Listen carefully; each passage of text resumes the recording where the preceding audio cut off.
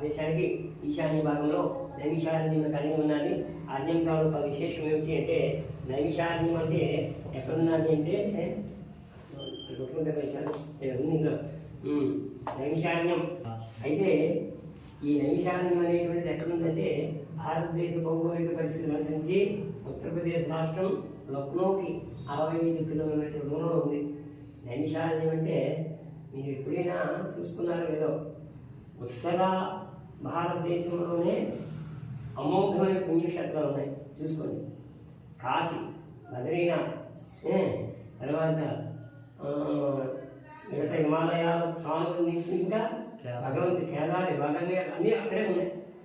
దక్షిణాదిలో ఉండేది ఏంటండి, ఒక రామేశ్వరం ఉంది, శివుడికి సంబంధించి, అంతే, మరి ఇంకేం లేదు కదా.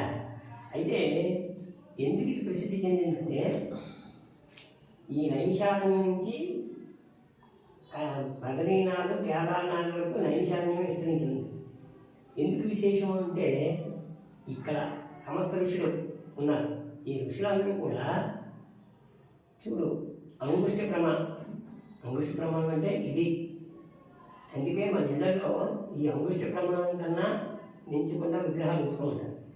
ఎందుకు అంగుష్ట ప్రమాణం అంటే, ఆంజనేయుడు ఉన్నారు, అతడు చిరంజీవి, అశ్వత్థామ, బలి చక్రవర్తి, ఉపాచార్యుడు, ఆంజనేయుడు, నారద మహర్షి, వ్యాసుల వారు, వీళ్ళందరూ కూడా చిరంజీవి.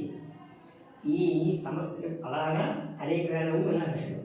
అయితే భగవంతుడు ద్వాపరయుగంలో కృష్ణ నిర్యాణం అయిపోయినప్పుడు భగవంతుడు వీళ్ళందరూ అడిగారు, అయ్యా రాబోయేది కలియుగం కదా, కలిపురుషుడు వచ్చాడు, కాబట్టి ఆ కలి ప్రభావానికి మేము లోనవ్వకుండా ఉండాలి, కాబట్టి మాకు ఒక పుణ్య ప్రదేశం ఉంచాలి అని అడిగాడు.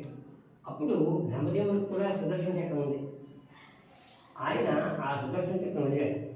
వదిలినప్పుడు అది వచ్చి సరాసరి భూలోకంలో నైమిషారణ్యం పడింది. అందుకే ఈ చిరంజీవులుగా ఉండేటువంటి సమస్త ఋషులు కూడా అక్కడే నివాసం ఉంటారు. అంగుష్ట ప్రమాణంలో తిరుగుతుంటారు, వాళ్ళకి కనబడకుండా. తర్వాత ఇంకో వరం ఇచ్చాడు భగవంతుడు. అయితే మీరు ఎంతకాలం చిరంజీవులుగా ఉంటారు అంటే, భూలోకంలో భగవన్నామస్మరణం జరిగినన్నాళ్ళు కూడా మీరు చిరంజీవులే ఈ నైమిషారణ్యంలో ఉండండి అని వరం ఇచ్చాడు. అందుకే నైమిషారణ్యం అనేటువంటిది ప్రసిద్ధమైనటువంటి. ఇక్కడ మనం ఏమిటంటే, మన ఏరియాలో ఏంటి, రావి మొక్క, వేప మొక్క కలిపి వేస్తాం.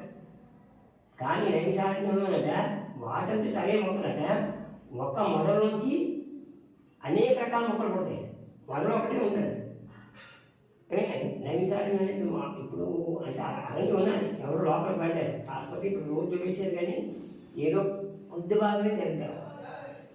అటువంటి నైమిషారణ్యానికి సూత్రుల వారు వచ్చారు. సూత్రుల వారు అంటే ఎవరు, మన అష్టాదశ పురాణాలు రాసిన వాళ్ళు ఎవరు, వ్యాసుల వారు. 18 పురాణాలు రాశారు. భారతం, భాగవతం, భగవద్గీత, శివపురాణం, ఇలాగ 18 రకాల పురాణాలు రాశారు.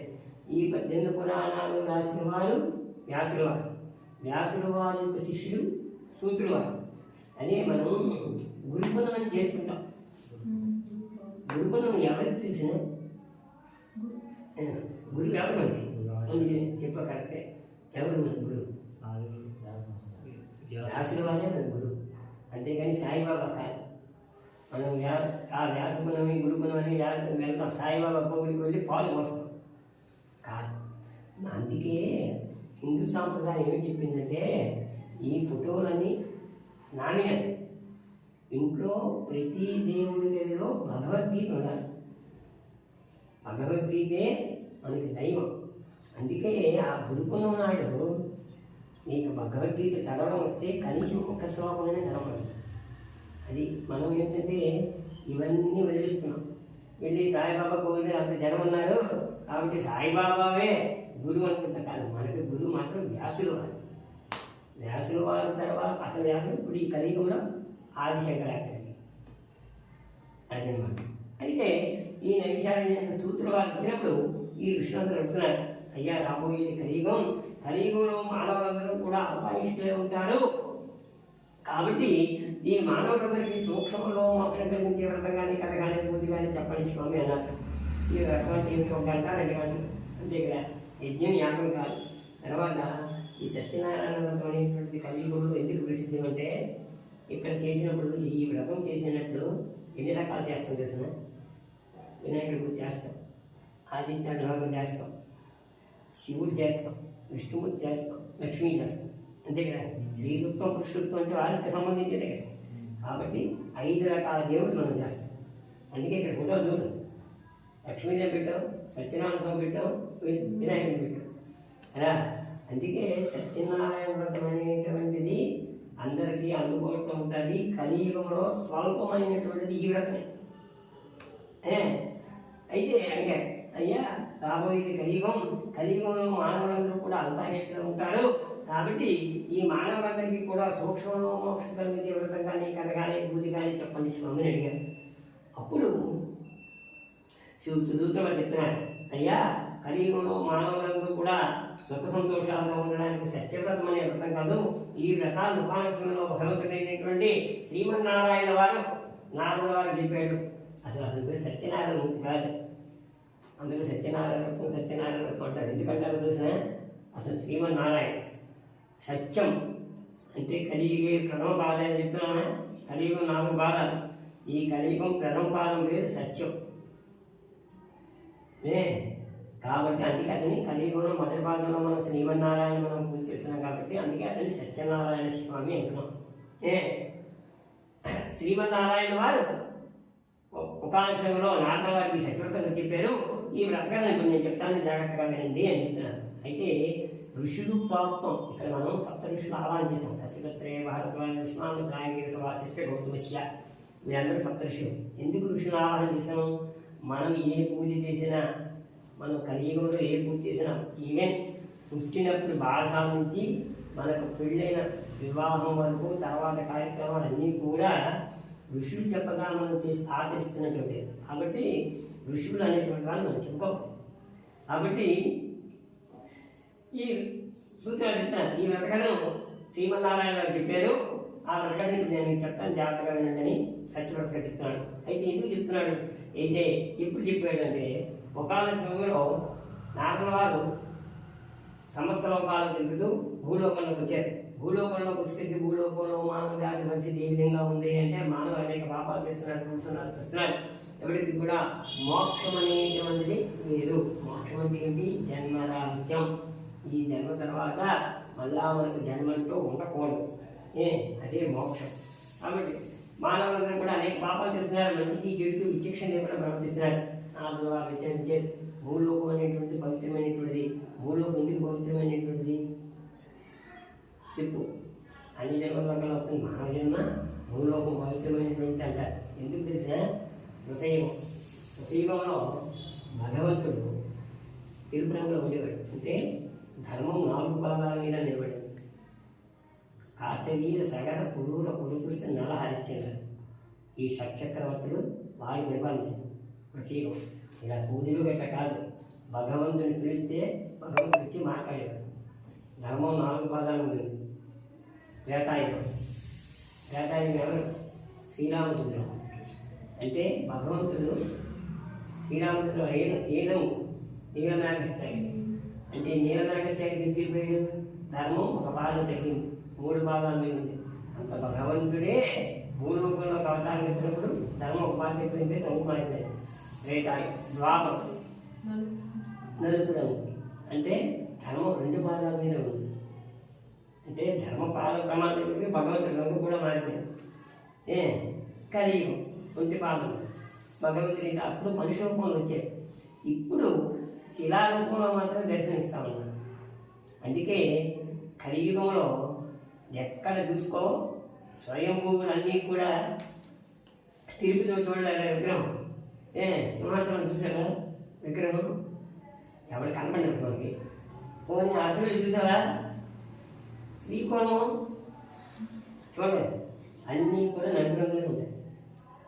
కలియుగంలో వెలిసిన విగ్రహాలన్నీ కూడా నలుపు రంగే. మనం అందరం ఏమండి శ్రీడి సాయిబాబా పాలు విగ్రహం పెడుతున్నాం అనేది కాదు. ఆ పాలు ఆ నలుపు విగ్రహం కూడా, ఆ తెలుగు విగ్రహం కూడా నలుపు అయిపోతుంది. ఇవి అది అంత ఎందుకు తెల్లసాట తీసాం. ఇది 3 రేపులు వేసుకెళ్ళి పసుపు రంగు వచ్చింది. కాబట్టి కలియుగంలో నలిపే సర్వధారణి మనకి అయితే కలియుగం ఎందుకు భూలోకం పవిత్రమైనటువంటిది అని దానికి వచ్చాం కదా. భూలోకం ఎందుకు వీళ్ళందరూ వెలిసారు కదా. శ్రీ సాక్షాత్ భగవంతుడు మానవ రూపంలో భూలోకంలో వెలిసాడు. అందుకే భూలోకం పవిత్రమైనటువంటిది. ఇటు పవిత్రమైన భూలోకం ఎంత పాప విషయంగా ఉంది కాబట్టి ఈ భూలోకాన్ని రక్షించాలి, ఈ మానవ జాతిని రక్షించాలి. అయితే ఇది ఎవరెవరు సాధ్యపడుతుంది? చిలంగా ఎవరు పెట్టాడో వాడే తీయాలి. కాబట్టి ఇది ఎవరో సాధ్యపడుతుంది? సర్వాంతర్యాలు సర్వజగ రక్షకుడు ఆదిమధ్యాంతరహిత భగవంతుడు శ్రీమన్నారాయణ వారు అనేసి తన తాతగారి నివాసాలను తెలిపాడు. ఎవరు? నారద తండ్రి బ్రహ్మదేవుడు, బ్రహ్మదేవుడు తండ్రి శ్రీమన్నారాయణ వారు. ఆయన దగ్గరికి వెళ్ళిపోయి ఆయన భగవంతుడు నీకు అన్ని విధాలుగా గంట పిలిస్తే పనిపిస్తుంది ఏమిటి? నువ్వు అవే నాకు ఫోన్ చేసావు, పంతులు గారు మేము వ్రతం చెయ్యాలండి అది మీకు ఎప్పుడు నాకు ఖాళీ ఏంటంటే నువ్వు ఆ తర్వాత అసలు మంగళవారం చేసి బుధవారం గారు చేసి అంటే ఫోన్ పెట్టినావు, మాతో మాట్లాడతాను అన్నావు అంతే కదా.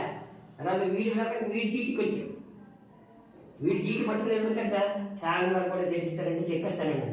అవును అది ఫోన్ చేసింది నాకేం చెప్పలేదంటే వీడి చీటి తీసుకొచ్చి నీకు ఇచ్చి అతను చేసేస్తాడు. అందుకే ఈ వ్రతం అనేటువంటిది నేను పంపించాను చెప్పలేదండి.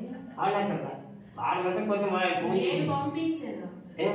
పంతులు గారు చెప్తానన్నారు, ఏంటి చెప్పలేదు, ఎరు రోజునన్నా ఒకసారి వాళ్ళ వ్రతంగా చీటీ తీసుకున్న తర్వాత వాళ్ళు శ్రావణ వారు కూడా చేసేస్తారు. అదనమాట ఈ వ్రతం అనేటువంటిది.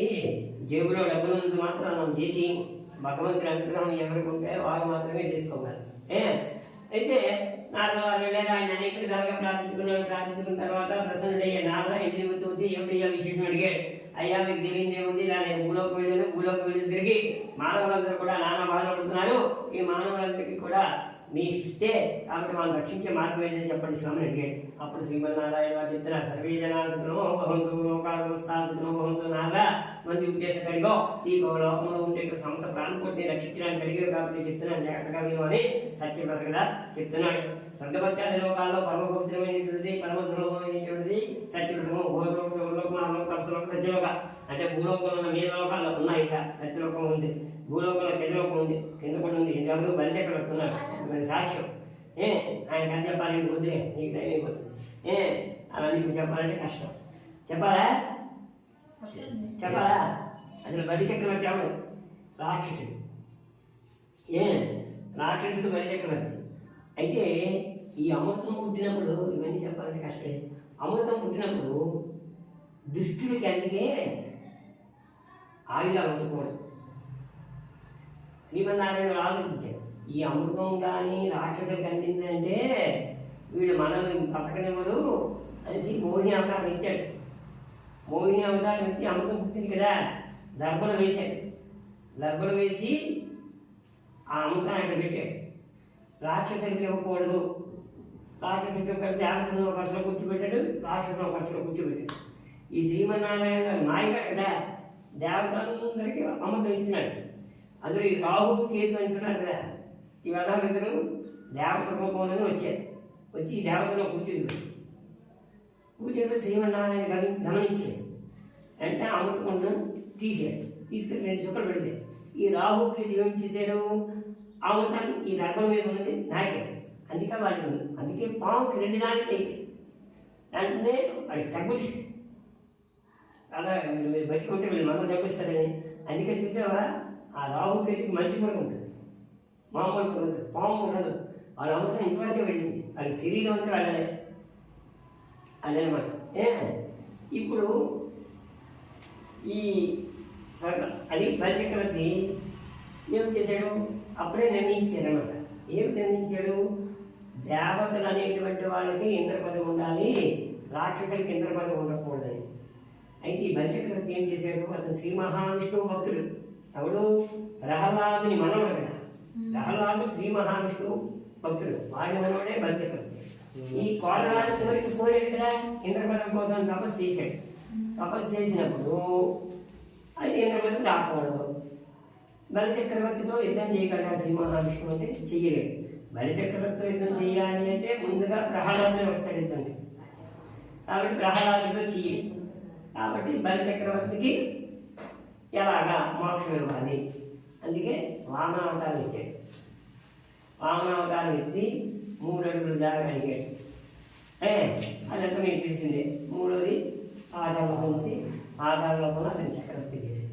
అందుకే భూవర్లోక సువర్లోక మహర్లోక తపస్సులో వీళ్ళు చెప్తారు ఆ టైంలో మీరు వినాలి. భూవర్లోక సువర్లోక మహర్లోక తపస్సులో కానీ ఇది కానీ పిల్లలు చెప్పి కన్యాదానం చెప్తారు.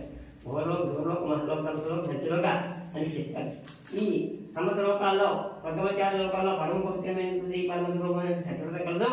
మానవుడు ఏ కోరికతో సత్యవ్రతం చేస్తాడో ఆ కోరిక నెరవేర్చదని అన్నాడు. అంటే కోరిన కోరికలు తీర్చేటువంటిది సత్యవ్రతము. స్త్రీలకు సౌభాగ్యం కలుగు చేస్తుంది. భాగ్యము సౌభాగ్యం. భాగ్యం అంటే ఏమిటి? డబ్బు. డబ్బు అందరూ సంపాదిస్తాం. స్త్రీ ఎప్పుడు కోరుకునేది తన పసుపు కుంకుమ చల్లగా ఉండాలని కోరుకుంటాడు. తర్వాత స్త్రీలకు సౌభాగ్యం చేస్తుంది. అంత్యమంతా మోక్షం చెందారు. ఎవరికైనా దాతశ్రీద్రోహం ఇచ్చు ఎవరికైనా తప్పదు. కాబట్టి ఆ అంత్యమందు భగవంతుడి యొక్క స్వర్గలోకం పొందుతుందని చెప్పారు. సరేనండి, ఈ వ్రతాన్ని ఇప్పుడు చేయాలి, ఎక్కడ చేయాలి, ఎలా చేయాలి, ఎవరు చేయాలి అడిగాడు. అయ్యా యస్మిందినే తస్మిందినే భక్తియా ప్రధానం. ఈ రోజు ఆ రోజు నేను గుర్తులేదు. భక్తి శ్రద్ధ ఇప్పుడుంటే అప్పుడు సత్యనారాయణ సంప్రదాయం ముందుకు పెట్టి ముందు పళ్ళు దగ్గర పెట్టి పళ్ళెంత కలుపుని ఆ పళ్ళు పళ్ళు ఉంటాయి. యస్మిందినే నిష్పడిపోతుంది. తస్మిన్ భక్తియా ప్రధానం. భక్తి శ్రద్ధ ఇప్పుడుంటే అప్పుడు మాత్రమే సత్యనారాయణ స్వామి ప్రధానం చేసుకోమన్నాడు. ఇప్పుడు జాతి మతము కులము భేదం లేదు. ఏ జాతి వారిని చేయొచ్చు, ఏ మతం వారిని చేయొచ్చు, ఏ కులం వారిని చేయొచ్చు. స్త్రీ పురుష భేదం లేదు. ఆడవారు అక్కడ కూర్చొని చేసుకోవచ్చు, మగవారు అక్కడ కూర్చొని సత్యవ్రతాన్ని చేసుకోవచ్చు అని చెప్పాడు. ఎలా చేసుకోమన్నాడు? యథాశక్తి. నీకు ఎంత కలిగి ఉండాలి నీకు 100 రూపాయలు దగ్గర చేసుకో. 1000 రూపాయలు దగ్గర చేసుకో. అంతేకాని సత్యవ్రతానికి ఎంతమంది భోజనాలు పెట్టాలి, ఎన్ని కేజీలు ప్రసాదం చేయాలని ఎక్కడా చెప్పాలి. యథాశక్తి పూర్వకంగా చేసుకోమన్నాడు.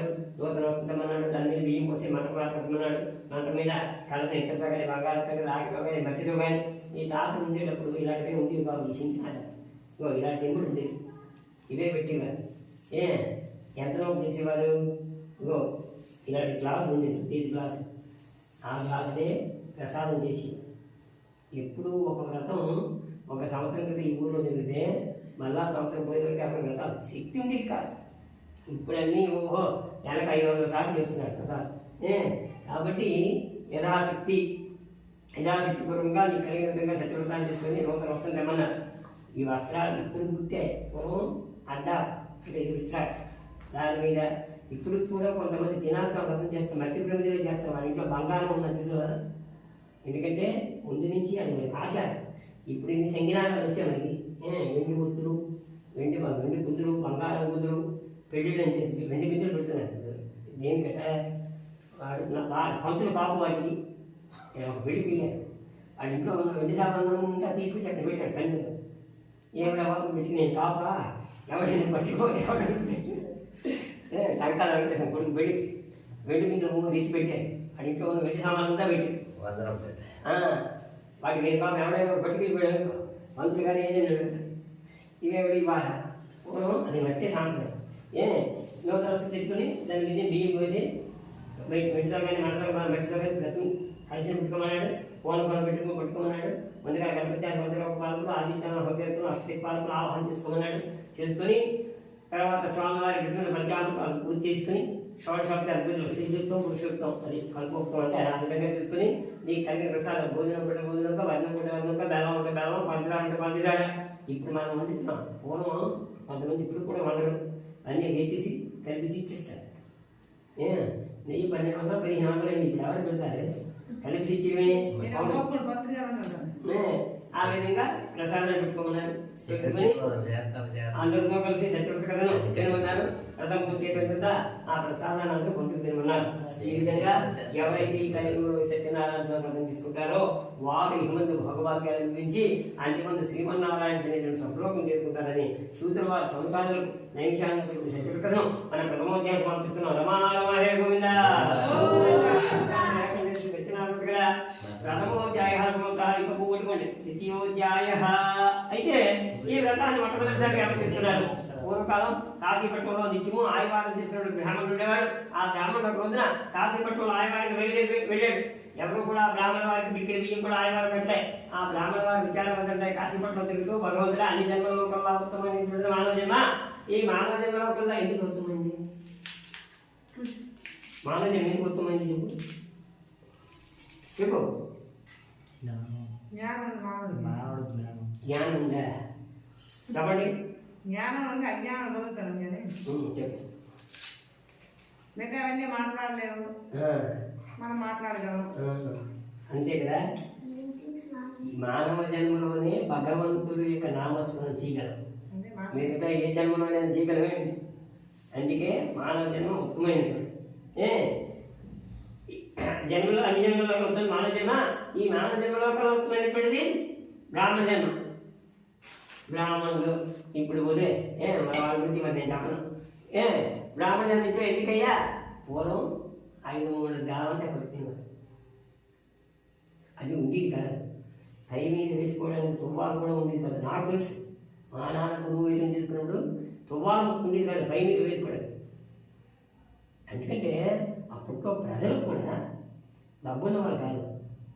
నాకు తెలిసి ఇప్పుడు ఇవి అంతా ఈ విధంగా డెవలప్ అయ్యారు. కానీ నాకు తెలియని పురోహితం నేను నా 13 వయసు నుంచి ఊళ్ళో తిరిగాను పురోహితుడు. ఎక్కడో ఇప్పుడు అందరూ బట్టలు కట్టిస్తున్నారు. కానీ ఇప్పుడు ఒక బిల్డ్ కానీ ఏదైనా కొంతమంది పంతులు ఇంతే సంచులు కొంచెం వాడు మంచి సగం వరకు మంచి వాడికి మన దీనిలో వాడి గుర్తులు వాడే ఒక పెళ్ళికుంటులా కూర్చుంటాడు. కాబట్టి అది వాళ్ళు చదివి అన్ని జన్మలో వస్తుంది మానవ జన్మ. ఈ మానవ జన్మ ఈ మానవ జన్మలో వస్తుంది బ్రాహ్మణ జన్మించావు. తినడానికి తిండి, కట్టుకోవడానికి బట్టలు పెట్టి చేసావు. ఈ దరిద్రం బాధ అంటే మానవ జీవితంలో అన్నిటికంటే బాధాకరం ఏమిటో తెలుసా? దరిద్రం. అలాంటి జన్మ ఉన్నా ఒకటే, లేకపోయినా ఒకటే. అందుకే న్యూనతాభావం అంటే 2 అర్థాలు ఉన్నాయి. న్యూనత అంటే ఆత్మహత్యతో సమానం. న్యూనతతో బతుకుతున్నాడు అధామను. ఇతడు జన్మ నాకు ఎందుకు ఇచ్చావయ్యా? నా దరిద్రం పోగొట్టడానికి ఏదైనా మార్గం చూపించండి నీ భగవంతుడు వారు వేడుకున్నప్పుడు భగవంతుడు వారు ఆ బ్రాహ్మణ రక్షించాలనే ఉద్దేశంతో ఆ బ్రాహ్మణుడి కన్నా ముసలి బ్రాహ్మణ రూపంలో ఎదురుగా ఉంచినప్పుడు బ్రాహ్మణ వారు పోల్చేది వచ్చినవాడు సామాన్య వాడు భగవంతుడు శ్రీమన్నారాయణ వారు అనేసి అతని కాలం మీద పడి అనేక విధాలుగా ప్రార్థించుకున్నాడు. ప్రార్థన పూర్చేది బ్రాహ్మణుడు. అయితే బ్రాహ్మణత్వం విచారించుకో, ఈ దరిద్రం పోవడానికి ఒక సులభమైన మార్గం ఉంది, సత్యవ్రతం చేసుకొని దరిద్రం పోతుందని చెప్పి అంతర్ధానం అయిపోయాడు. బ్రాహ్మణ వారిని చెప్పి వచ్చాడు. ఎలా చేసేస్తాడే? వీడి చేతిలో స్థితి కలలేదు, వీడు ఆయువారం వెళ్తే కానీ వ్రతం చేయలేడు. కానీ భగవంతుడు వ్రతం చేసేమన్నాడు. ఎలా చేసిస్తాడు? అశక్తుడు. కాబట్టి వచ్చాడు. ఆ రోజు రాత్రి పశువులతో పడుకున్నాడు. కానీ బాగా తెమ్మడిపోతుంది. అయినప్పటికీ కూడా భగవంతు నామస్మరణ చేసుకున్నాడు. మరుసట్లో తెచ్చాడు. స్నాన సంధ్యాతి కార్యక్రమాలు జరుగుతుంది. నామస్మరణ చేసుకుని అయ్యా నేను ఈ రోజు నీ యొక్క వ్రతం చేద్దామని సంకల్పించుకున్నాను. నేను ఆయగారికి వెళ్తున్నాను, నాకు ఆయగారికి కల్పించబడి తప్పక నీ యొక్క వ్రతం చేస్తానని దాన్ని పెట్టుకుని వెళ్ళాడు. అంతే భగవంతుడు అనుగ్రహం ఉంది. భగవంతుడు అడుగుతా బ్రాహ్మణుడు ఎవరింటికి వెళ్ళి అడిగినప్పటికీ కూడా ఎవరూ లేదు అనకుండా వ్రతానికి కావాల్సిన పదార్థాలు పెట్టాడు. ఇప్పుడు ప్రతి వృత్తికి ఒక ధర్మం ఉంటుంది.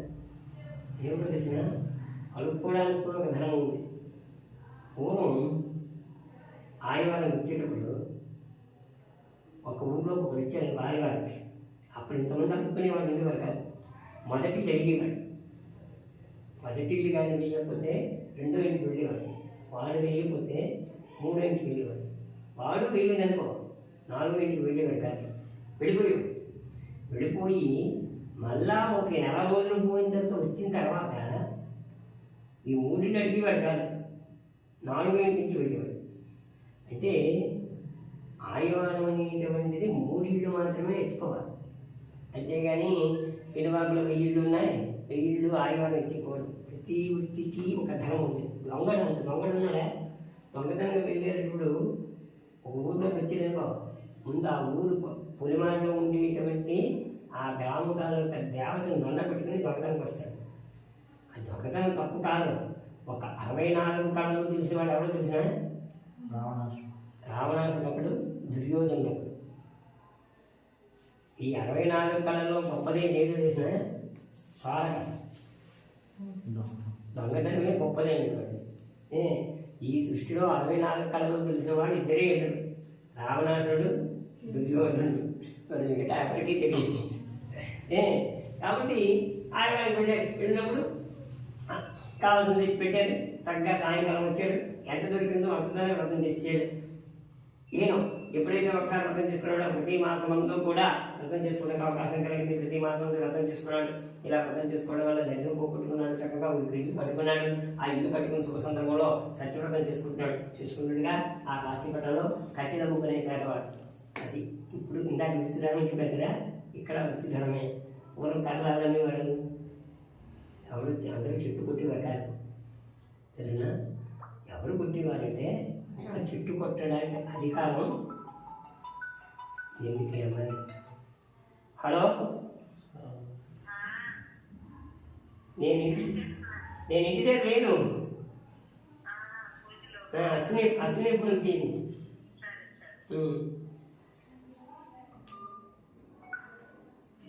పూర్వం కాలం ఎవరైనా వర్తిసిన మాది చెట్టు అందరికీ కొట్టే అధికారం లేదు. ఇప్పుడు మన కట్టె కర్ర వ్యాపారం ఉంటుంది, వ్యాపారం చేస్తాం. కాబట్టి ఆ కట్టెల ముగ్గునే కర్రవాడు కర్రకాలు వేసుకుని ఉదయం నుంచి సాయంకాలం వరకు తిరిగి ఎవరు కూడా కర్ర కావాలని అడిగేది. పొద్దుపోయి ఇంటికి వెళ్ళిపోతున్నాడు. ఏ మార్గం కూడా వెళ్తున్నాడు. అయ్యా ఏ గ్రామం అయితే ప్రతి మాసం అంతా సత్యవ్రతం చేస్తున్నాడో అతను గుమ్మానికి వెళ్తున్నాడు. అతను గుమ్మం నుంచి ఆగాడి కర్రలు ఇచ్చేద్దామని కూర్చున్నాడు. ఆ బ్రాహ్మణ వ్రతం చేసుకుని బయటకు వచ్చారు. ఈ కట్టెల ముక్కలు వాడి చేతిలో ప్రసాదం పెట్టారు. అదేంటంటే వాడు మానవాడు కదా, ఇందాకే చెప్పాను సత్యవ్రతానికి జాతి మతము కులము కాలం లేదని. కాబట్టి అతని చేతిలో ప్రసాదం పెట్టాడు. ఆ ప్రసాదం తింటూ అడుగుతున్నాడు, అయ్యా ఇదే వ్రతము దీని తాలూకు గొప్పతనం ఉంటే ఏమిటని అడిగాడు. అయ్యా ఇది కోరికలు ఇచ్చిన సత్యవ్రతము, నేను పేదరికంతో ఉన్నప్పుడు వ్రతం తీసుకున్నాను. నా దరిద్రం పోయింది, నువ్వు కూడా బాధపడడం ఉన్నావు, నువ్వు కూడా వ్రతం చెయ్యయ్యా, నీ దరిద్రం పోతుందని చెప్పాడు. వెంటనే కాలం తీసుకెళ్ళి ఇంటి దగ్గర పిలిచి పడుకున్నాడు. మరుసటి ఏచాడు సాంసంజయ కార్యక్రమాలను నిర్వర్తించుకుని నమో నారాయణ భగవంతుడా, ఈ రోజు నేను నీ యొక్క వ్రతం చేద్దామని సంకల్పించుకున్నాను. నేను ఈ కర్రలు అమ్మగా ఎంత ఇష్టాల్సిన వ్రతం చేస్తానని చెప్పాడు. ఆ కర్ర పట్టుకుని బయలుదేరి వెళ్ళాడంటే భగవంతుడు అనుగ్రహించాడు. ఆ కర్రలకు పోటీ వచ్చింది. ఒక 5 దమ్మిడీలు ఉంటే, ఒక 10 దమ్మిడీలు ఉంటున్నాడు. ఒకరి వేలం పట్టి పెట్టారు. వేలం పెట్టి స్వీకరికి ఎవరైతే ఎక్కువ ఇచ్చాడో ఆ డబ్బులు పెట్టుకుని ఇచ్చాడు. ఆ డబ్బులు పెట్టుకుని వచ్చి ఏ బ్రాహ్మణుడు చెప్పాడో అతన్ని పిలిపించి మీద వ్రతం చేసాడు. ఈ విధంగా బ్రాహ్మణుడు కట్టెల ముక్కనే పేదవాడు, వీళ్ళిద్దరూ ఆసక్తిలే. కానీ డబ్బుతో నిమిత్తం లేదు. అందుకంటే నేను చెప్పాను, సత్యవ్రతం అనేటువంటి దానికి డబ్బుతో నిమిత్తం లేదయ్యా. కోటీశ్వరులు వాడు కూడా వ్రతం చేయలేకపోతున్నాడు. నా ఇంట్లో నేను వ్రతం చేసి 10 సంవత్సరాలు అయింది. నా ఇంట్లో వ్రతం చేసుకుంటే నాకు తిరుగుబాటు ఉంటుంది. కాబట్టి సత్యవ్రతం అనేటువంటి దానికి డబ్బుతో నిమిత్తం లేదు. భగవంతుని అనుగ్రహం ఎవరికి ఉంటుందో వీళ్ళిద్దరూ ఆసక్తిలే. అయినప్పటికీ కూడా భగవంతుడే వారికి కల్పించి బాధ్యత చేయించుకున్నాడు. కాబట్టి ఈ సత్యవ్రతం అనేటువంటి దానికి భక్తి శ్రద్ధ ఎవరికి ఉంటే వాళ్ళు మాత్రమే సత్యనారాయణ వ్రతం చేసుకుంటారని ఈ ద్వితీయోధ్యాయంలో శూద్ర వారి సౌనకాదులు నిమిషాలు చూపించే ద్వితీయోధ్యాయంలో ఈ ద్వితీయోధ్యాయం సమర్పిస్తాం. ప్రమాణం హరిహరి గోవింద ద్వితీయోధ్యాయ. అయితే కోరికలు నెరవేరుస్తారని చెప్పిన అంగ్రేజాన్ని పాలించే తుంగరోజులనే మహారాజు గారు ఉపాలక్షణమే సత్యవ్రతాన్ని తన రాజ్యంలో యావతో కలిసి భద్రశీలాన్ని చేసుకుంటుగా ఆ నది వచ్చి వ్యాపారం చేసుకోవడానికి సాధుగుప్త అనే షావుకారి గారు సుగంధ వ్యాపారం పడవలు ఎదురుగా సరుకులు వేసుకుని భద్రశీలాన్ని వచ్చాడు. ఆ నది ఒడ్డు ఎలాగుందయ్యా, చదువు మందులు వేశారు, మంగళ వాక్యాలు 2 మంత్రాలు నడుపుతున్నాయి. షావుకారి గారు పడవలు ఆడుకుని వచ్చారు. వచ్చేసరికి మహారాజు గారు సత్యనారాయణ స్వామి వ్రతం చేస్తున్నాడు. వ్రతం పూర్తి ఎక్కువ కూర్చున్నాడు. మహారాజు గారు దర్శనం చేసుకున్నాడు. దర్శనం చేసుకుని, మహారాజా నీకు అష్టైశ్వర్యాలు ఉన్నాయి, మహోభాగ్యాలు అందిస్తున్నారు, ఇంకా మీరు రకాల కథలో పూజలు ఎందుకంటే చేస్తున్నారు, మీకు వచ్చిన కష్టం ఏంటి అడిగాడు. అష్టైశ్వర్యాలు అంటే ఏమిటి? ధనలక్ష్మి, ధాన్యలక్ష్మి, సౌభాగ్యలక్ష్మి, అది కరెక్ట్ చెప్పేదే. అది లేకపోతే అష్టైశ్వర్యాలు ఏమున్నా, ఎంత బంగారం ఉన్నా, ఎంత ఉన్నా అష్టైశ్వర్యాలు ఉన్న వాళ్ళతో సమానం కాదు. అప్పుడు అన్నాడు మహారాజు గారు, షావుకారు గారు మీరు అన్నది నిజమేనండి, నాకు ఎన్నాళ్ళు అష్టైశ్వర్యాలు లేవు, నేను ఈ సత్యనారాయణ వ్రతం చేసుకోవడం వల్ల నాకు సంతానం కలిగింది, అందుకే నేను వ్రతం చేసుకుంటున్నాను, ఇది కోరికలు తీర్చే సత్యవ్రతం అని చెప్పారు. ఎప్పుడైతే ఈ మాట విన్నాడో వెంటనే పడవలకి తిప్పించాడు. తన భార్య అయినటువంటి లీలాదేవికి తిప్పుతున్నాడు.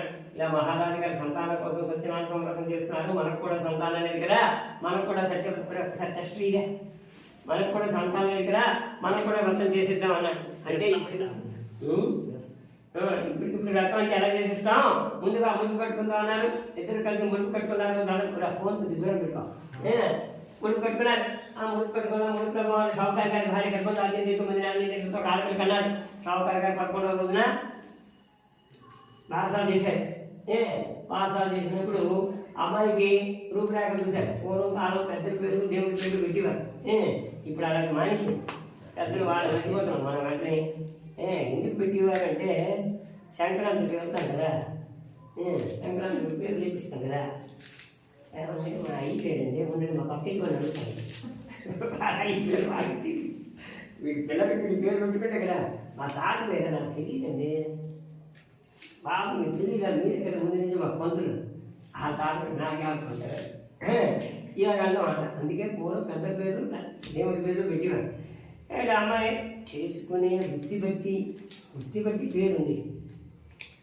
రూపు రేఖ చూసారు అమ్మాయి ఉంది 19 షార్ట్స్కాలంతో ఉంది కాబట్టి అమ్మాయికి కళావతి అని పేరు పెట్టారు. పెట్టినప్పుడు షాప్ గారి భార్య ఉంటుంది అయ్యా సంతానం సత్యవ్రతం చేద్దామన్నా గుడి పట్టుకున్నాం ఆ భగవంతుడి వల్ల అనుగ్రహం సంతానం కలిగింది కాబట్టి వ్రతం చేసిద్దామన్నా. ఇప్పుడే వ్రతం వద్దు ఏమి వద్దు అమ్మాయికి పెళ్లి చేస్తాం, పెళ్లి చేసినప్పుడు సంవత్సరానికి బంధువులు వస్తారు అప్పుడు అందరితో కలిసి వ్రతం చేద్దాం అని చెప్పి వ్రతాన్ని తెప్పించి 11 రోజులు వాసాలు తీసి వ్యాపారం వెళ్ళిపోయిన షావుకారు గారు మళ్ళీ ఎప్పుడు ఇచ్చాడు అష్టవర్షే భవేత్ కన్యా. పూర్వకాలం పెద్దలు ఎలా చేశారు పెద్దలు అబ్బాయికి 10 సంవత్సరాలు అమ్మాయికి 8 సంవత్సరాలు దాటకుండా పెళ్లి చేసేవారు. అప్పుడు హిందూ సాంప్రదాయం. ఇప్పుడు మనకున్నవి బ్రిటిష్ చట్టాలు. ఇప్పుడు కానీ 8 ఏళ్ళ పిల్లలకి ఏం ముహూర్తం కడితే ముందు నన్ను తీసుకెళ్తాడు పోలీసు తీసుకెళ్తాడు.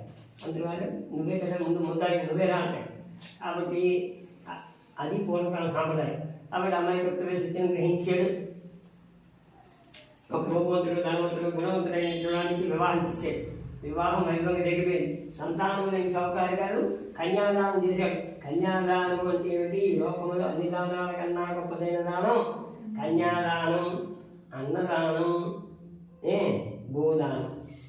ఇవి గొప్పమైనవి జీవితంలో, అవి ముఖ్యమైనవి. కాబట్టి ఇంత పుణ్యం పొందాడు. దీనందరికీ కారణం ఏమిటనే విషయం కూడా మర్చిపోయి అల్లుడి గారితో కలిసి వెళ్ళిపోతున్నాడు. గోదానం అంటే భక్తుని బాపనాడు ఎంత దరిద్రం చూసినా చాలా దరిద్రం. అన్ని దానాలు దరిద్రం. కట్టిన దానాలు అన్నిటికన్నా దరిద్రం దానాలు ఏంటంటే ఉప్పు దానం మంచిదే, నువ్వుల దానం మంచిదే.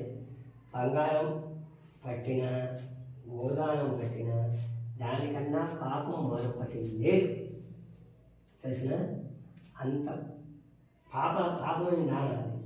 కాబట్టి ఇంత పుణ్యం పొందాడు. ఇంత దీని అందరికీ కారణం ఏమిటనే విషయం కూడా మర్చిపోయి అల్లుడు గారితో కలిసి వెళ్ళిపోతాడుగా పైనుంచి శ్రీమన్నారాయణ వారు అంటున్నారు ఈ షావుకారు గారికి సంతానం నిర్వహణగా వచ్చాం, సంతానం కలిగినంత బాసాలు అన్నాడు, వివాహం అన్నాడు. కనీసం ఇప్పుడు మన నామస్మరణం కూడా మర్చిపోయాడు. ఈ రోజు నుంచి షావుకారు గారికి దారుణమైన కఠినమైన గొప్పదైన శిక్షలు తీసుకొని చూపించారు. షావుకారు చంద్రగతి మహారాజు గారు రాజుల వ్యాపారం తీసుకుంటున్నారు. వ్యాపారం జోరుగా సాగుతున్నది. ₹1 వస్తూ ₹10 పొందుతున్నాడు. ఒక రోజు రాత్రి శ్రీమన్నారాయణ వారు 2 దేవదూతలు ఒక రూపంలో మహారాజు గారికి ధనాగారం ప్రవేశపెట్టారు. రంగులు ప్రవేశించారు. ధనాన్ని దొచ్చుకున్నారు. రాజభటులు చూడాలనే ఉద్దేశంతో రాజద్వారం గుండా ధనముట్టు మోసుకొని వెళ్తున్నారు. రాజభట్లు వాళ్ళు అంటపడ్డారు. వాళ్ళు సామాన్యులు అయితే తిరిగిపోదు, దేవదూతలు కదా పట్టుకు తిరుగుతున్నారు, మాయ అవుతున్నారు. ఇలా రాజ్యం అంతా తిప్పి షావుకారిద్దరు ఎక్కడ పడుకున్నారో ఆ ధనముట్టు పడిచి వాళ్ళు అనుకుంటారు. రాజభట్లు మొత్తం రాజ్యం అంతా కాలించి షావుకారు పడుకున్న స్థలం వచ్చి చూశారు. అయ్యా 2 ధనముట్లు ఉన్నాయి, ఇద్దరు పడుకుని ఉన్నారు, మన పాటలో దొంగలు ఏ రూపంలో ఉన్నారో వీళ్ళు కూడా అదే రూపంలో ఉన్నారని ఆ పడుకున్న షావుకారిని కాలు చేతులు కట్టారు. విశ్రాంతిప్పుడు వాళ్ళని కొట్టుకొని మహారాజా తీసుకొచ్చి మహారాజా వీళ్ళు పగలంతా షావుకారులా ఉండి పగలంతా వ్యాపారం తీసుకుంటున్నారు, రాత్రి కూడా దొంగతనాలు చేస్తున్నారు, వీళ్ళు దొంగలు అంటారు. ఈ షావుకారులు అంటారు మహారాజా మీ బదులు పొరపడుతున్నారు, మీరు ఇచ్చిన అనుమతి పత్రాలు కూడా మా దగ్గర ఉన్నాయి చూడండి అన్నప్పటికీ కూడా మహారాజు వినిపించుకోకుండా ముందు బంధించమన్నాడు, తర్వాత విచారణ చేస్తామన్నాడు. దానాన్ని తీసుకెళ్లి కోసలుగా కప్పచెప్పన్నాడు, దొంగలు తీసుకెళ్లి సైనికులుగా కప్పచెప్పన్నాడు. అప్పుడు వీళ్ళు ఎంత పొరపట్టుకున్నప్పటికీ భగవంతుని అనుగ్రహం లేదు కాబట్టి వాళ్ళు ఇక్కడ బందీ లేపారు. విచారణ లేదు, శిక్ష లేదు. ఇక ఇంటి కళావతి లీలావతి పరిస్థితి ఏ విధంగా ఉంది? తినడానికి తిండి, కట్టుకోవడం పట్టాలి కూడా మొత్తం ఆస్తంతా అగ్గి కావు అయిపోయింది. లక్ష్మీదేవి వచ్చేటప్పుడు చెప్పేసిరాడు, వెళ్ళిపోయేటప్పుడు చెప్పేసేవాడు. సీతాపుత్రుని సరిలాని భంగిని అన్నాడు. సీతాపువ్వును కరిమింగే వెలగబడ్డు అంటే లక్ష్మీదేవి వచ్చేటప్పుడు కొబ్బరికాయలకు నీరు ఏ విధంగా వస్తుందో 50 అడుగులతో ఉన్న కొబ్బరి చెట్టుకి నీళ్ళు వస్తుంది. మన ఇంట్లో మనం 200 అడుగులైనా బోర్లు నీళ్ళు పడదు కదా. పోనీ ఆ కొబ్బరికాయలు నీళ్ళు ఎలా ఉంటాయి? మనకి ఉప్పు నీరు పడుతుందో మంచి నీరు పడుతుందో తెలియదు, కానీ ఆ కొబ్బరికాయలకు మన నీరు మాత్రం తీయగా ఉంటుంది. అది భగవంతుడి సృష్టి. అది ఎలా వస్తుందో తెలియదు. కాబట్టి ఆ విధంగా వస్తుంది లక్ష్మీదేవి. సీతాపువ్వును అన్నాడు. ఎలా పోతుందట? కరి మింగిన వెలగబండు. కరి అంటే ఏనుకి వెలగబండు పెడితే గుడుపులు మింగిస్తుంది, మళ్ళీ పేడ వేసినప్పుడు వెలగబండు రూపంలో వేసిస్తుంది. మీద పెంకరగదు, లోపల గుజులు అరిగిపోతుంది. ఆ విధంగా పోయింది. అక్కడ పాపం ఆదివారం వస్తున్నారు. ఒక సమయంలో షావుకారు గారి కుమార్తెని కళావసరాన్ని నిత్యము ఆదివారం తీసుకోవడానికి ఎవరైతే ఇంటికి వెళ్ళిందో ఆ రోజు వాళ్ళకి సత్యవ్రతం జరుగుతున్నది. అమ్మాయి వ్రతం పూర్తి అయిపోయి కూర్చుంటే వ్రతం పూర్తి అయిపోయిన తర్వాత వాళ్ళ ఆదివారంతో పాటు కొంత ప్రసాదం చేతులు పెట్టారు. అమ్మాయి కొంత ప్రసాదం తినాలి, కొంత ప్రసాదం తీసుకెళ్ళి తల్లికి ఇచ్చింది.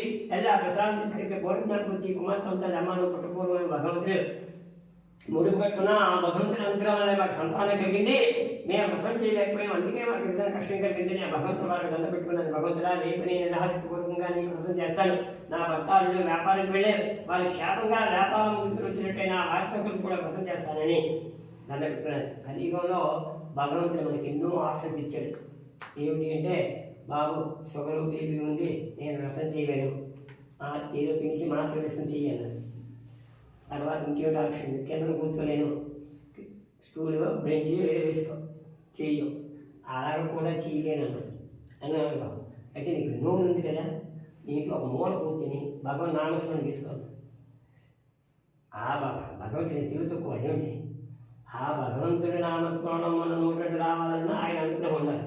మనం లేచిన దగ్గర నుంచి ఇప్పుడు మనం చూస్తున్నాం, ముందు మనం లేచి లేవగానే ఎక్కడికి వెళ్తాంరా, సెల్ దగ్గరికి వెళ్తాం కదా, ఏ మెసేజ్లు వచ్చాయో ఎవడెవరు పెట్టాడో అదే చూస్తాం. లేచి లేవగానే భగవంతుని తెలుస్తానా, అచ్చే తెలుస్తాం. అయితే భగవంతుడు లేచి లేవగానే ముందు ఎవరికి దండ పెడతాడు ఇప్పుడు, భూమికి దండ పెడతాడా, చేతులు నమస్కారం పెడతాం.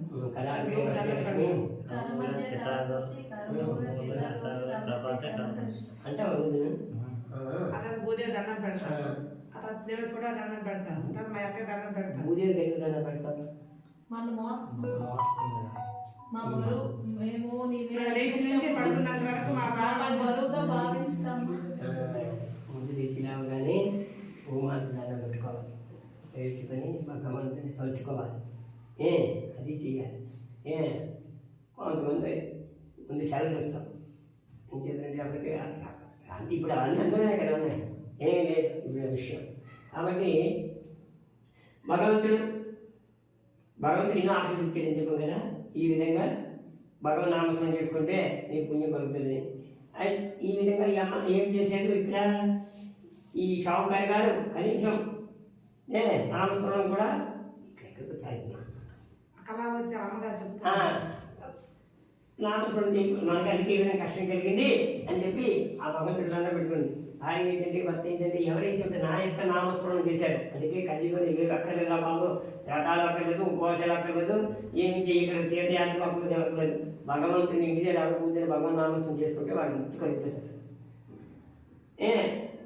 నా యొక్క నామస్మరణ చేశారు, వాళ్ళు రక్షించవలసిన బాధ్యత నాకు ఉంటుందని ఆ రోజు రాత్రి చంద్రకేతు మహారాజు కాలంలో శ్రీమన్నారాయణ గారు కనబడి, భగవంతుడా శ్రీ మహారాజా నువ్వు నా యొక్క ఇద్దరు భక్తులు బంధించావు, వాళ్ళు దొంగలు కాదు, వాళ్ళు నిరపరాధు, వారు నా యొక్క అపరాధం చేయని వాళ్ళు నీ కోటలో బంధింపబడి ఉన్నారు, వాళ్ళు తక్షణమే విడిచిపెట్టు లేదా నీ కోటను నాశనం చేసిస్తా ఉన్నాడు. మహారాజు గారు తెల్లవారుగానే సభను ఏర్పాటు చేశారు, షావుకారి కూర్చోబెట్టి విచారణ చేశారు. విచారణ చేసినప్పుడు కళలో భగవంతుడు వారు ఏమని చెప్పారో అదే మాటను వీళ్ళు చెప్తున్నారు. ఈయన ఆలస్యం చేయకుండా తక్షణమే విడిచిపెట్టి వారికి కావాల్సిన ధనం ఇచ్చి వాళ్ళ వ్యాపారం వాళ్ళ సరుకులు వాళ్ళ ప్రియాలకు పడవలు ఏర్పాటు చేసి వాళ్ళు పంపించేశారు. షావుకారు ధనాన్ని సరుకుల్ని పడవలు వేసుకుని నదీ తీరంకి వచ్చి బయలుదేరి కొంత సమయంలో ఈ తృతీయోధ్యాయం సమాప్తమైంది. రమాకంటే శ్రీ సత్యనారాయణ కదా తృతీయోధ్యాయ సమాప్తం నాయన జాగ్రత్త కొట్టు, మళ్ళీ నా మీద నింద వేస్తారు, కొబ్బరికాయలు తీసారు కానీ ఇప్పుడు బీచ్ సమంగా తెలియదంట.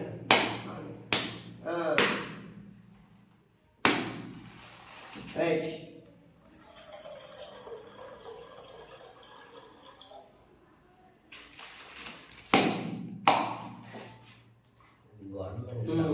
రైట్. చతుర్థోధ్యాయ ఎన్ని భాషలు పడినప్పటికీ కూడా ఇంకా షావుకారు గారికి భగవంతుడు అనే మాట్లాడే అనుకున్నాడు.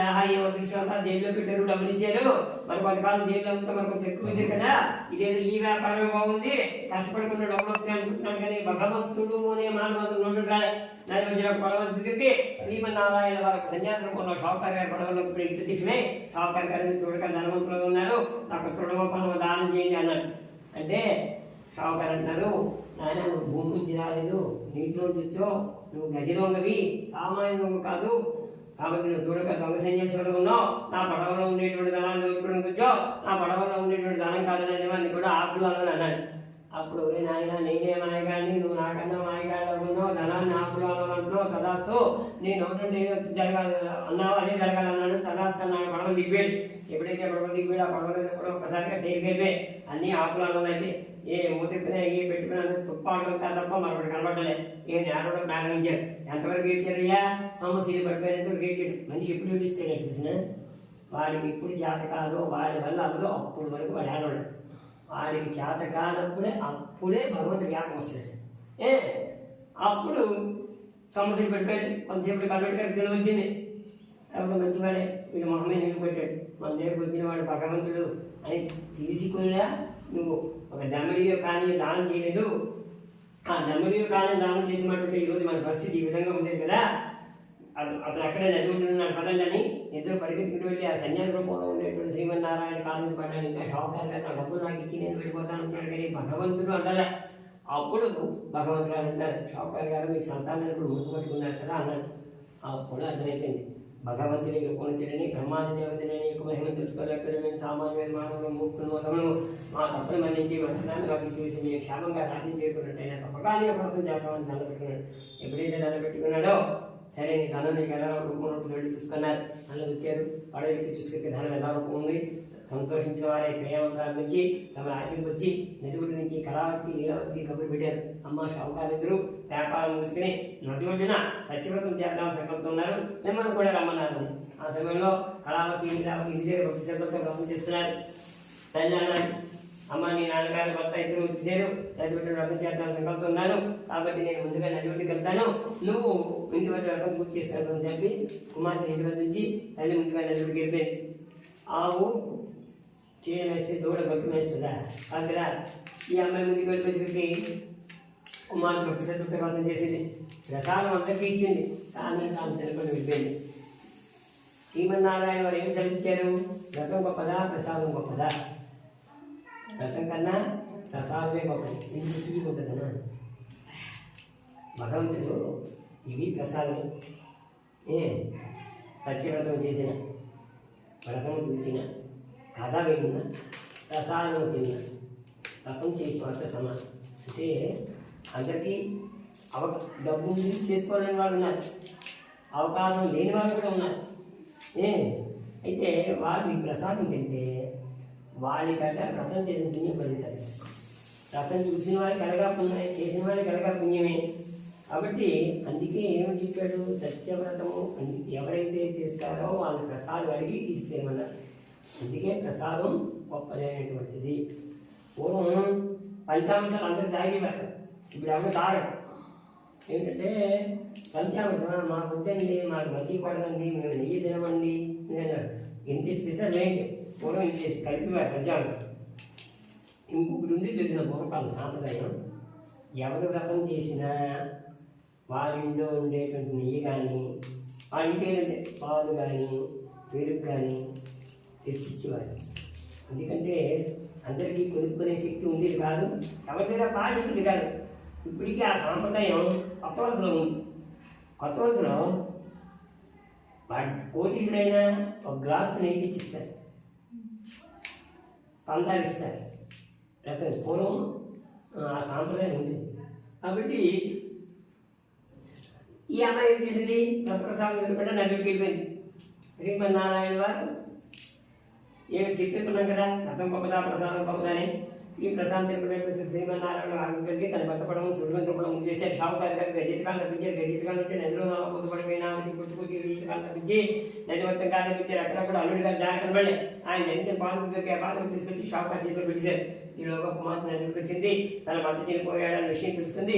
భర్త లేని జీవితం నాకు ఎందుకు వృధా అని తాను కూడా నదిలో మునిగిపోవడానికి సిద్ధపడుతుండగా భగవంతుడు వాళ్ళు వేడుకున్నాడు, అయ్యా నేను కొన్నాళ్ళ పాటు జ్ఞానంతో నీ వ్రతం చేసుకోలేకపోయాను, ఇప్పుడు వ్రతం చేసుకుందామని నాకు నేను కష్టం కలిగించావు, నన్ను అనుగ్రహించి నా చేతి వ్రతం చేయించిపోతాను అన్నప్పుడు భగవంతుడు వారు ఆకాశవాణి రూపంలో ఉంటాను. షావుకారు గారు విచారించకండి, మీ కుమార్తె భక్తి శ్రద్ధలతో వ్రతం చేసింది, ప్రసాదం అందరికి ఇచ్చింది, తాను తినకుండా రాబట్టి విధంగా కష్టం కలిగింది. నీ కుమార్తె తక్షణమే ఇంటికి వెళ్ళి ప్రసాదం తిని వచ్చినట్టయినా నీ అల్లుడి గారి పడవ నీటి మీద తెలిసించిపోయాడు. జరిగిన విషయం కుమార్తె చెప్పి కుమార్తె ఇంటికి వెళ్ళి ప్రసాదం తిందామన్నాడు. కుమార్తె మనో వేగంగా వెళ్ళింది. పురోహితుల వారిని పిలిపించుకొని పండుగదానం చేసుకుని ప్రసాదం తిని నది ఒడ్డు తీసుకుని తన వర్తమానం నీటిని తెలియదు. షావుకారు గారు తక్షణమే సమస్య బంధువులు నది ఒడ్డు రప్పించుకొని అక్కడే కూర్చొని వ్రతం చేశాడు. అది మొదలు షావుకారు గారు బతికిన నాలుగు సత్యవ్రతం తీసుకొని ఏమందు భోగభాగ్యాలు అనిపించి అంతిమంది శ్రీమన్నారాయణ నేను స్వప్లోకం చెప్పుకున్నాడని సూత్రుల వారి సన్నికాదులకు నైమిషాలను చెప్పిన సత్యవ్రత కను మనం చతుర్థ అధ్యాయం సమాప్తిస్తున్నాం. రమారమాహరి గోవిందా శ్రీ సత్యనారాయణ కదా చతుర్థోధ్యాయ సమాప్త పంచమోధ్యాయ.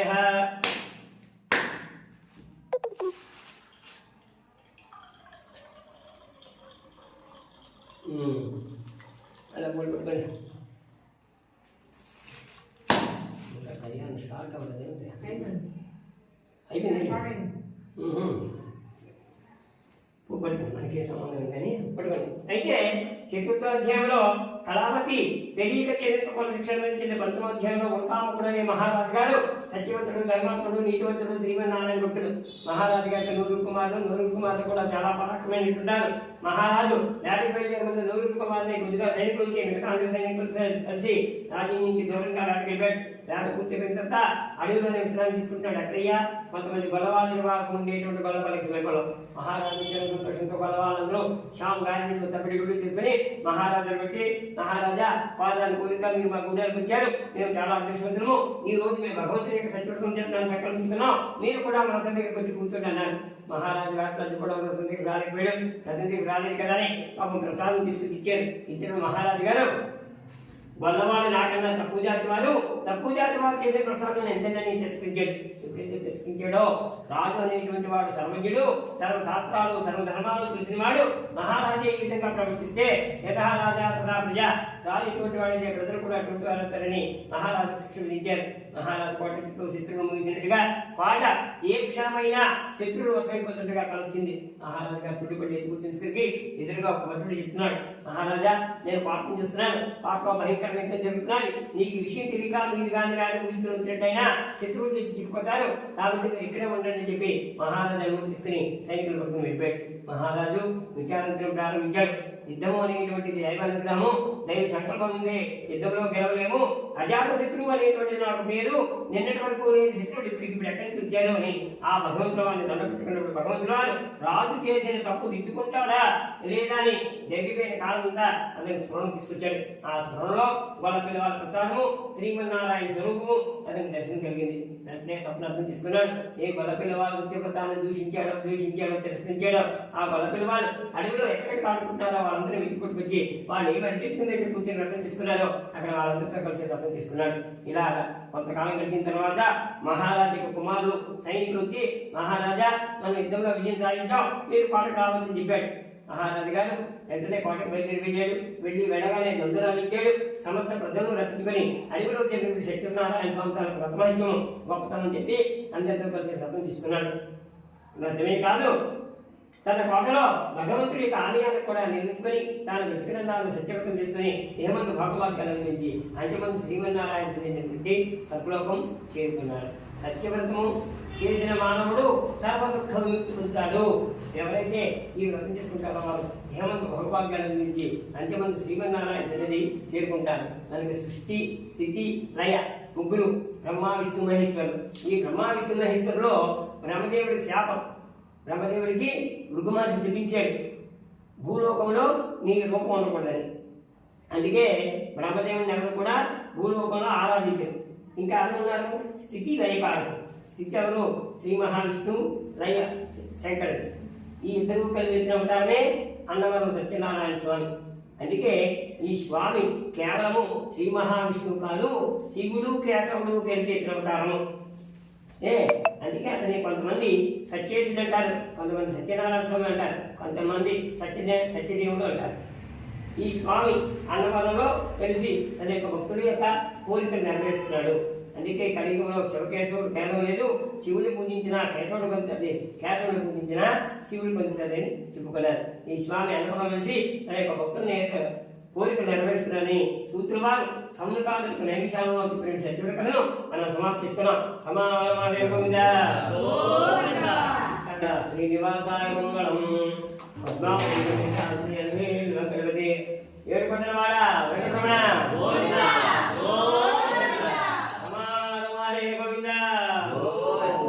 పద్మావతి సమేత శ్రీ శ్రీరాజస్యామి యథాహమేవం బ్రహ్మహనుమాదిత్యవర్ణం కంససవాలే సంభూతః పృథివీ రసాత్ తస్య ధీరాः